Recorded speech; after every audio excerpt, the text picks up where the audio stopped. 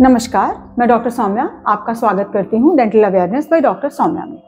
आज मैं आपके साथ डिस्कस करना चाहती हूँ दांतों में होने वाली सबसे कॉमन प्रॉब्लम दांतों में सड़न, जिसे हम डेंटल केरीज या कैविटीज बोलते हैं। हम नॉर्मल भाषा में कहते हैं कि हमें दांतों में कीड़ा लग गया है। तो आइए सबसे पहले ये जानते हैं कि ये कैविटीज होती कैसे हैं और इनका ट्रीटमेंट क्या है। हम जो भी खाना खाते हैं, हमारे मुंह में जो नेचुरली जो बैक्टीरियाज प्रेजेंट होते हैं, हमारे खाना खाने के बाद स्पेशली कार्बोहाइड्रेट्स जो हमारे दांतों पे स्टिक करते हैं, उस पे बैक्टीरिया अटैक करता है और उससे जो एसिड फॉर्मेशन होता है वो हमारे दांतों को सड़ाता है। दांतों का सड़ना एक बैक्टीरियल प्रोसेस है जो कि निरंतर तब तक बढ़ता रहेगा जब तक कि हम उस पर रोक नहीं लगा देते, उस सड़न को हटवा के उसमें इलाज करवा के। तो सबसे पहले ये जानते हैं कि हम क्या करें कि हमको कैविटीज ना हो। उसके लिए दिन में 2 बार ब्रश करना तो बहुत ज़्यादा ज़रूरी है। ये हम सब लोग ही अब जानते हैं कि दिन में 2 बार ब्रश करना चाहिए। लेकिन अगर सिर्फ दांतों में ब्रश करने से डेंटल प्रॉब्लम्स ना हो तो डेंटिस्ट की कोई ज़रूरत नहीं है। सब लोग 2 की जगह 3 बार ब्रश करने लगेंगे, प्रॉब्लम्स दूर रहेंगी। बट अनफॉर्चुनेटली ऐसा होता नहीं है, क्योंकि हमें ज़रूरत पड़ती है डेंटिस्ट की। तो अगर हम बात करते हैं कि प्रोटेक्टिव मेजर्स की, तो प्रोटेक्टिव मेजर्स में ये होता है कि जब हम छोटे होते हैं, जब हमारे बच्चा 6 साल का है, जब उसका पहला मोलर इरप्ट हो रहा है, उस समय हम उसके पिट्स एंड फिशर्स को सील करवा दें। अब ये जानते हैं पिट एंड फिशर क्या होते हैं। जो भी हमारे दांतों की बनावट होती है, हमारा दांत फ्लैट नहीं है, वो इस तरीके से उसमें पिट्स और फिशर्स बने हुए होते हैं। इन्हीं के सहारे हमारे दांत हमें मदद करते हैं खाने को च्यू करने में। तो इन्हीं पिट्स और फिशर्स के बीच में जाके जो बैक्टीरिया एसिड अटैक करके हमारे दांतों को सड़ाता है, तो अगर हम पिट एंड फिशर सीलेंट्स करा लेते हैं बच्चों का, तो केरीज होने की संभावनाएं कम हो जाती हैं। ये तो नहीं कहेंगे कि खत्म हो गई, लेकिन हाँ, काफी हद तक कम हो जाती हैं। इसके बाद आता है फ्लोराइड एप्लीकेशन। दांतों पर 6 महीने में या साल भर में एक बार चबाने वाले सर्फेसेस पे अगर फ्लोराइड एप्लीकेशन कर दिया जाए तो केरीज होने की संभावनाएं घट जाती हैं। चलिए, अब मान लेते हैं कि due to any reason cavities हैं।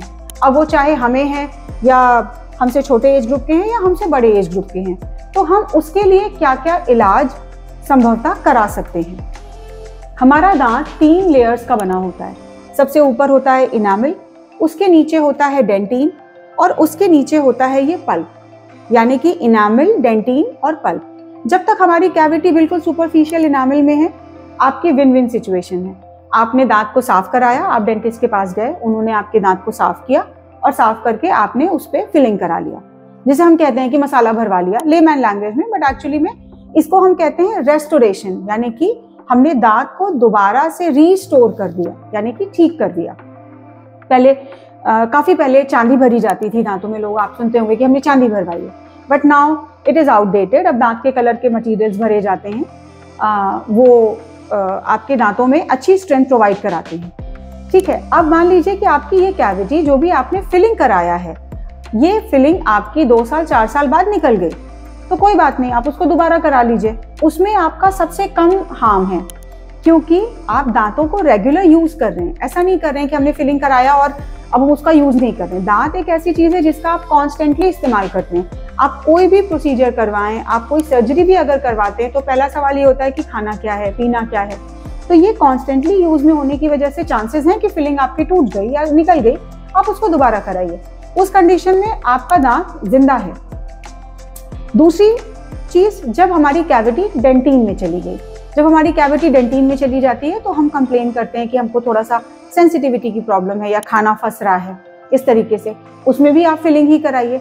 कोई भी कैविटी इस तरीके से ट्रायंगल के फॉर्म में बढ़ती है। ऊपर टिप पे, उसके एपेक्स पे आपका छोटा सा स्पॉट दिखता है, लेकिन अंदर अंदर वो बड़ी होती है। इसीलिए हम जब उसको साफ करते हैं तो it becomes a big cavity. इसीलिए हम उसको कहते हैं कि कैविटी हो गई है। तो ये मत सोचिए कि थोड़ा सा ही तो है, वो थोड़ा थोड़ा अंदर बढ़ रहा है। और जब उसको साफ करेंगे, और कई बार ऐसा होता है कि ऊपर से छोटा शुरू में दिख रहा होता है और पेशेंट ये कहते हैं कि डॉक्टर साहब परसों ही ये निकल के गिरा, इससे पहले तो कुछ भी नहीं था। इससे पहले वो अपना बैक्टीरिया काम कर रहा था, उसने जब अंदर की लेयर्स को सड़ा दिया और जब लेयर्स को सपोर्ट नहीं मिला तो वो सड़न के फॉर्म में निकल के गिर गया और आपको दिख रही है एक बड़ी सी कैविटी। उस केस में भी अगर कैविटी हमारी बहुत डीप इनामिल में बहुत डीप डेंटिन में चली जाती है, तो हम लोग उसको भी रेस्टोर कर सकते हैं। कई बार ऐसा होता है कि प्रोटेक्टिव सीमेंट्स आते हैं, उनको बेस पे लगाने के बाद हम दांत को ऊपर से फिलिंग मटेरियल डाल के फिल कर देते हैं। तो ये दोनों ही सूरतों में, चाहे कैविटी आपकी सुपरफिशियल है, चाहे मॉडरेट है, चाहे थोड़ी डीप हो गई है, हम दांतों को टच करके उसको साफ करके फिलिंग कर सकते हैं। अब प्रॉब्लम तब आती है जब हमारी कैविटी हमारे पल्प में चली जाती है, यानी कि हम इतने टाइम तक इग्नोरेंट थे। कोई भी कैविटी शुरू होके दांत में ऊपर से सड़न करके पल्प तक आने में कम से कम 5 से 6 साल लगता है अमूमन, एक्सेप्ट जिनका इनामल बहुत पतला है या जिन लोगों के दांत एट्रीजन यानी कि घिस गए हैं, उनकी बात नहीं कर रही, लेकिन usually it takes 5 to 6 years to from enamel to pulp. अब जब आपकी कैविटी पल्प में चली जाती है तो आपको दर्द शुरू होता है, या आप ये कंप्लेन करते हो कि ठंडा खा रहे हैं तो लग रहा है, या गर्म खा रहे हैं तो लग रहा है, या लेट रहे हैं तो दर्द हो रहा है, जैसे जैसे उठ रहे हैं ठीक हो जा रहा है, या दांत पे दांत रखने पे दर्द हो रहा है। इन सारी कंडीशंस में जब हम एक्सरे लेते हैं तो हम ये पाते हैं कि जो हमारा डीके है वो हमारे नसों में चला गया या नसों के एकदम नजदीक पहुंच गया। तो अब जरूरत पड़ती है आरसीटी यानी कि रूट कैनाल ट्रीटमेंट की। मोटा मोटा हम सब ने ही सुन रखा है कि रूट कैनाल क्या होता है। अब जैसे कि ये कैविटी आपके अंदर जाकर आपके पल्प के एरिया में चली गई और आपको दर्द शुरू हो गया, क्योंकि पल्प आपके दांत का वाइटल ऑर्गन है। अब इस कंडीशन में रूट कैनाल की जरूरत पड़ती है। रूट कैनाल में हम दांत को साफ करते हैं, नसों की पूरी सफाई करते हैं, आपका सारा पल्प रिमूव कर देते हैं। और रूट कैनाल इसलिए इसको बोलते हैं क्योंकि जो हमारी पल्प है वो रूट्स के अंदर तक है, रूट्स के एंड तक है। वो सब कुछ करके हम दांतों में स्टेराइल मटेरियल डाल के फिलिंग कर देते हैं और फिर दांत को ऊपर से बंद करके उसके ऊपर प्रोटेक्टिव कैपिंग कर देते हैं। ये एक पूरा प्रोसेस होता है रूट कैनाल ट्रीटमेंट का। बट ऐसा नहीं है कि आप हर वक्त जब चाहे रूट कैनाल करा सकते हैं। अगर आपके कैविटी बहुत ज्यादा डीप रूट्स में भी चली गई है, या फिर आपकी जहां से जड़ें बाइफरकेट होती हैं, जड़ों के नीचे बाइफरकेशन में आपका इन्फेक्शन चला गया है, या दांत का पूरा क्राउन का हिस्सा टूट के ही गिर गया है, उस कंडीशन में तो सिर्फ जड़ें ही बचेंगी, आपको उसको निकालना पड़ेगा और निकालने के बाद आपको नया लगवाना पड़ेगा। चाहे जब आपको पहली बार दर्द हो रहा है या आपको स्वेलिंग आ जा रही है, लाइन ऑफ ट्रीटमेंट आपका रूट कैनाल ही है, लेकिन प्रोग्नोसिस डिपेंड करती है कि आप कितने समय पे उस इलाज को करा रहे हैं। अगर आपने शुरुआत के समय में ही अपने दांत का इलाज करा लिया है तो आपका रूट कैनाल बहुत साल भी चल सकता है। और अगर एकदम सूजन आ गई है, अंदर से भी सूजन आ गई है, बाहर से भी सूजन आ गई है और रूट कैनाल के बाद दांत ठीक हो भी गया है, तो हो सकता है कि वो बाद में वापस से आपको दर्द करने लगे, क्योंकि आपने बहुत ही एंड स्टेज पे उसका ट्रीटमेंट कराया है। तो ये चीज बहुत ध्यान रखने वाली है कि आप किस समय पे इलाज करा रहे हैं। कई बार ऐसा होता है कि दांत पूरा इंटैक्ट है लेकिन जड़ों में बहुत ज्यादा इन्फेक्शन हो गया है, काफी बड़ी गांठ बन गई है या रसौली बन गई है। उस केस में ये डेंटिस्ट का डिसीजन होता है after taking x-rays and doing scannings कि हम इस दांत को रूट कैनाल से बचा पाएंगे या हमको इसको निकालने में ही समझदारी है। और एंड स्टेज है एक्सट्रैक्शन, यानी कि जब सब कुछ करने के बाद भी हमने दांत को नहीं बचाया और दांत सड़ते सड़ते खत्म हो गया, तो उस केस में हम दांत को निकलवा देते हैं। तो इस पूरे प्रोसेस में अगर हम देखें तो नेचर भी हमें इतना टाइम दे रहा है कि अगर हमें पहली बार खाना फंस रहा है या हमें पहली बार हल्की सी सेंसेशन हो रही है और तभी अगर हम इस दांत का इलाज करा ले रहे हैं तो आपको बड़े इलाज नहीं कराना पड़ेंगे।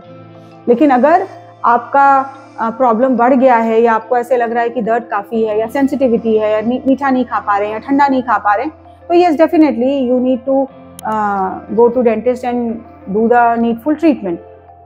सो बस मैं आपसे यही कहना चाहती हूँ कि दिन में 2 बार ब्रशिंग जरूर करिए, 6 महीने में 1 बार अपना डेंटल चेकअप जरूर कराइए और दांत की किसी भी समस्या को एकदम इनिशियल लेवल पे चेक कराइए और इनिशियल लेवल पे ही ट्रीटमेंट कराने की कोशिश करिए, क्योंकि इनिशियल लेवल पे कराए गए इलाजों की प्रोग्नोसिस हमेशा बेहतर होती है बजाय कि बहुत देर से कराए गए ट्रीटमेंट्स की। एक बार आप रूट कैनाल कराते हैं तो कैपिंग भी दांत में जरूर कराइए, क्योंकि कैपिंग अगर आप नहीं कराएंगे तो दांत का जब वाइटल हिस्सा आपने निकाल दिया है तो दांत जो है ब्रिटल हो गया, यानी कि वो मर गया है बेचारा।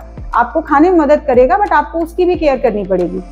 सो कैपिंग और इससे रिलेटेड चीज़ें मैं अपने अगले वीडियो में डिस्कस करूंगी, बट अभी के लिए आप ध्यान दें, सड़न नहीं होनी चाहिए और हो जाए तो आप उसको जल्दी से जल्दी ठीक कराएं। Thank you so much.